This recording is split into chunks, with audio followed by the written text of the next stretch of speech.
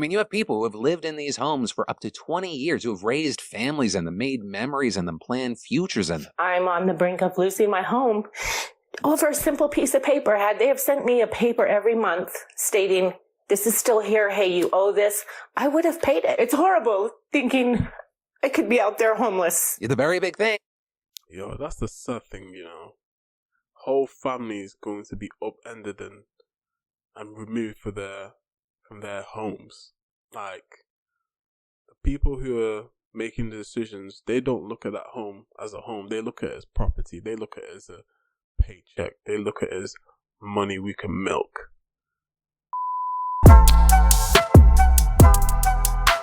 You are now listening to Pree Da Production with your host, Majaro. What is up, my tribal people? Welcome back to another video on the Pree Da Production YouTube channel.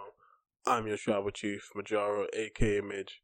And you guys already know what I'm going to say. Make sure you like, comment, and subscribe. We're trying to grow this community. And by sharing this with your friends and family, that goes a long way in helping us do that. And leaving a super thanks is very much appreciated.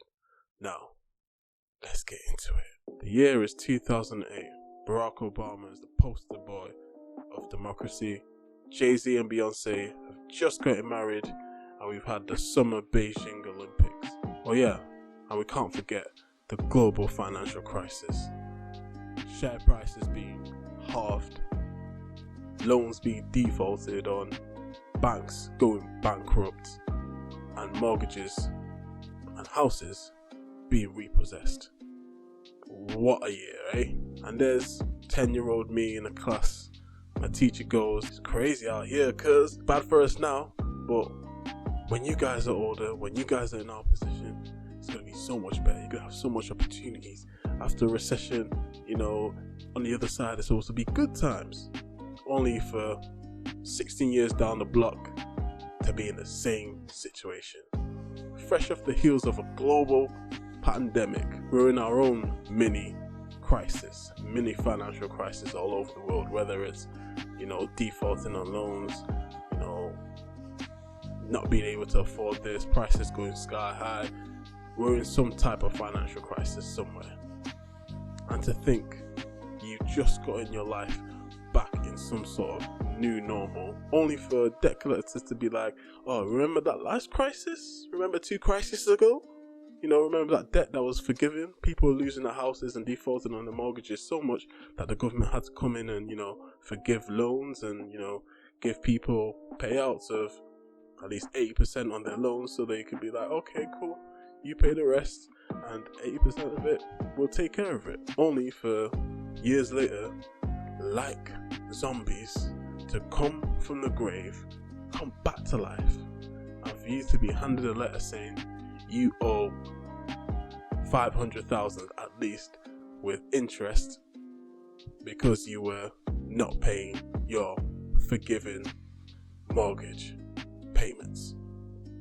And you're thinking, huh? I thought this was handled. I thought the government got my back.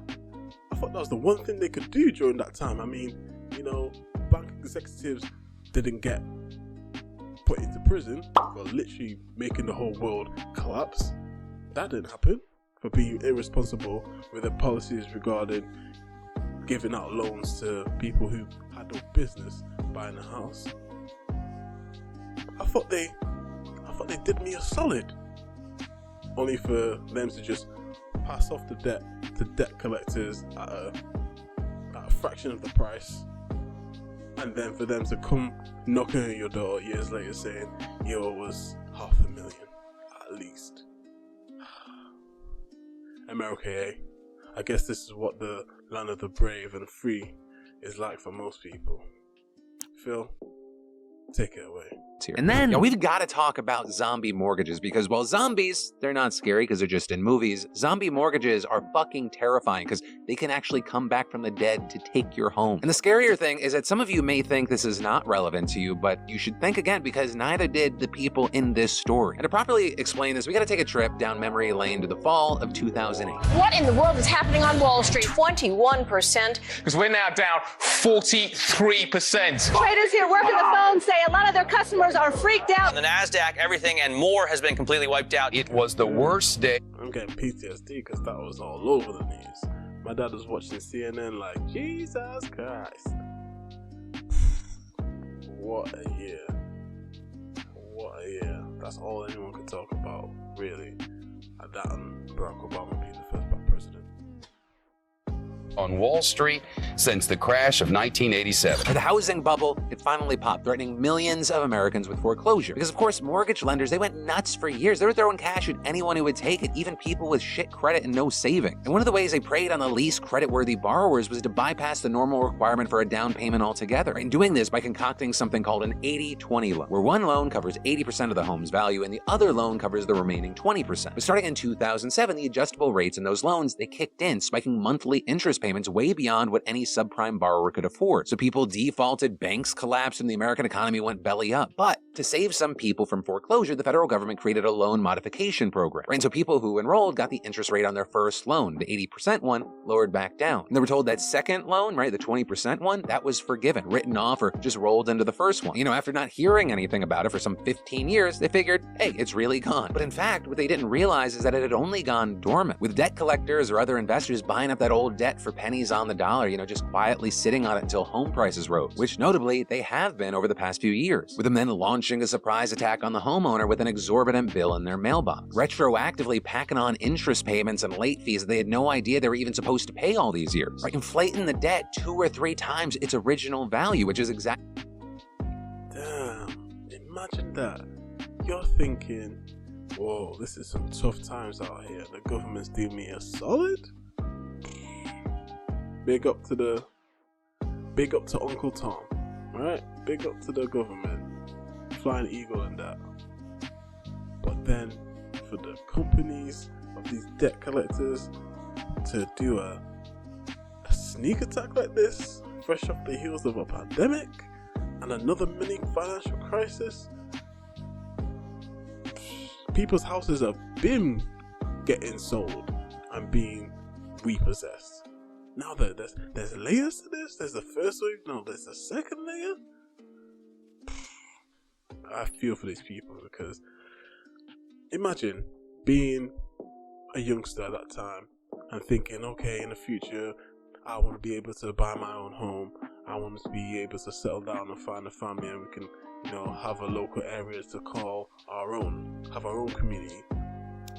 Fast forward 15, 16 years, sense of community is gone. The people that live next door to you might not be here in 2-3 years because they've probably been priced out of renting the place, not even buying it, renting it. Trying to live in a big city where you can get business, it's hard if you haven't got money. It's hard if you're starting from scratch. You need family's help. Nowadays, it's ridiculous. You can't stand on your own 2 feet like that unless you're earning stupid amounts of money. And it's just sad because our parents or our grandparents, it didn't seem like it was going to be as hard as this. Maybe every generation has their own problems, but this financial one is like everything. It encompasses everything. It's that wild. What happened to one homeowner who told ABC. They said, you are no longer liable for this debt. We will update your credit. Just a few months later, that same loan showed up again. She owed $139,000. I get a notice of default and hundreds of realtors calling me about my house saying, do I want to sell it? It's pre-foreclosure. Which is why these second loans are called zombie mortgages. It's like a horror story, right? They're coming back to haunt you from the dead. Now, foreclosures, they're hard to track, so quantifying the scale on this is difficult. But with that, NPR looked at several states where the data is available, and the numbers are scary. Right? In New York, for example, foreclosures have been initiated on at least 10,000 zombie mortgages in just the past 2 years, with another 500 showing up in Maryland. And, you know, the debt collectors, they're making money hand over fist doing this because they're paying nothing, maybe several $1,000s for several $100,000 properties, which is why many of the victims have told reporters it feels essentially like highway robbery. Right? I mean, you have people who have lived in these homes for up to 20 years, who have raised families in them, made memories in them, planned futures in them. I'm on the brink of losing my home over a simple piece of paper. Had they have sent me a paper every month stating, this is still here, hey, you owe this, I would have paid it. It's horrible thinking I could be out there homeless. The very big thing. Yo, that's the sad thing, you know. whole family is going to be upended and removed from their homes. Like, people who are making the decisions, they don't look at that home as a home. They look at it as property. They look at it as a paycheck. They look at it as money we can milk. Like she says, no letters, no communication saying this is still here, you know, not even a warning, not even like a, you know, in 5 years time we're looking to do this, giving you a heads up, you're gonna need to start planning for this. For the people who love to work with numbers and love to plan this type of, you know, these type of schemes, they didn't give these people warning. That's the thing. They could have told these people, these decisions don't happen. Why now? Why not during the pandemic? Why not before that? Why now? Only God knows.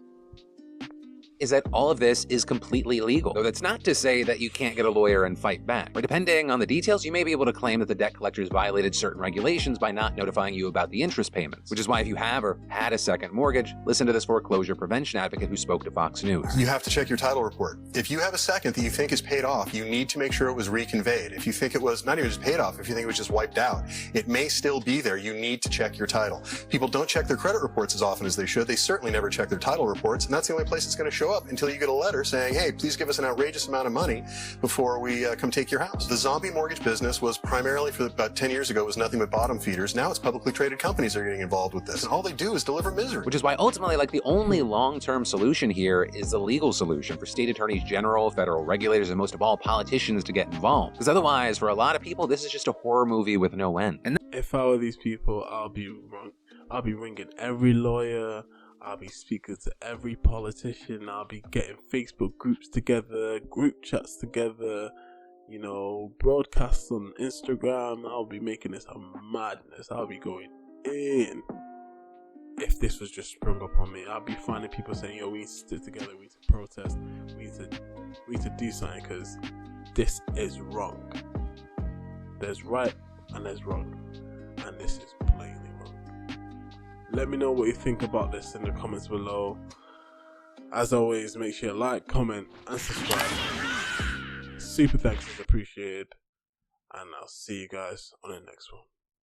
Peace. I be kidding on my foes, even though I got it all on my own. Success sweet, yeah, it tastes like honeycomb. Dropping blood tears and even breaking bones. I'm sipping on Patron while aiming for the throne. I've been to hell and back and even call it home.